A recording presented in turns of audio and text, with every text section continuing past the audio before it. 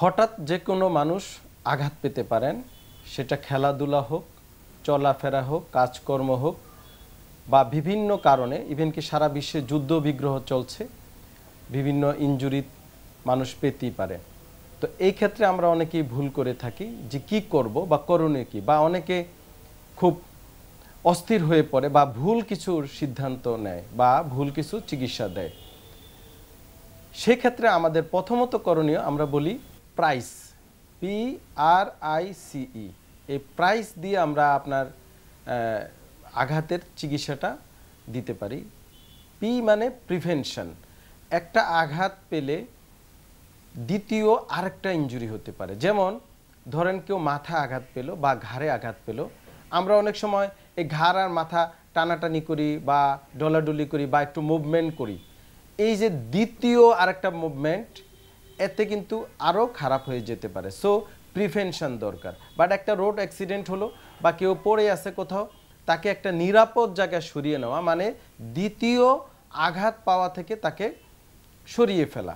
আর দ্বিতীয় যেটা, সেটা হচ্ছে রেস্ট।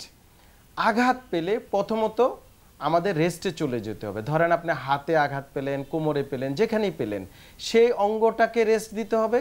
পাশাপাশি যদি সারা শরীরই আঘাত পেয়ে থাকেন, তাহলে আপনাকে রেস্টে থাকতে হবে, কোনো নড়াচড়া করা যাবে না, মুভমেন্ট করা যাবে না।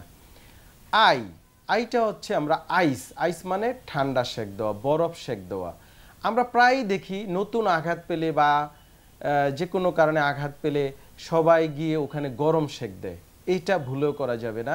যখন কেউ আঘাত পায় নতুন আঘাতে, ওখানে কিন্তু ফুলে যেতে পারে, রক্ত চলাচল বেড়ে গিয়ে ওখানে হেমাটোমা হয়ে যেতে পারে। সেই হেমাটোমায় যদি আপনি গরম সেক দেন, তাহলে কিন্তু আপনি আরও মারাত্মক ঝুঁকিতে পড়বেন। সো এই ভুলটা করা যাবে না।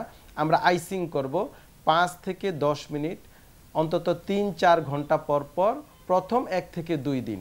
সেটা আইস না পেলে ঠান্ডা পানি বা যে কোনো ফ্রিজের পানি বা ঠান্ডা জাতীয় যে কোনো কিছু দিয়ে আমরা আইসিং করব। তারপরে হচ্ছে সি, যেটা হচ্ছে কম্প্রেশন। যে স্থানটা আঘাত পেল বা ধরেন ফুলে যাচ্ছে বা আঘাত পেয়েছে, ওই জায়গাটা আমরা অনেক সময় পরিষ্কার কাপড় বা গজ বা ইলাস্টোক্রেপ ব্যান্ডেজ পাওয়া যায়, এটা দিয়ে আমরা প্রেসার দিয়ে কম্প্রেশন দিই, যেন আবার ইনজুরি না হয়, ব্লিডিং না হয় এবং মুভমেন্টটা আমরা ওখানে কম্প্রেশনের মাধ্যমে কমিয়ে ফেলতে পারি। তারপরে হচ্ছে এলিভেশন।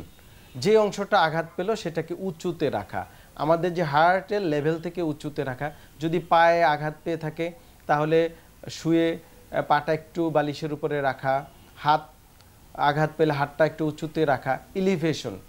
এটা হচ্ছে আমাদের এই প্রাইস কমন ট্রিটমেন্ট।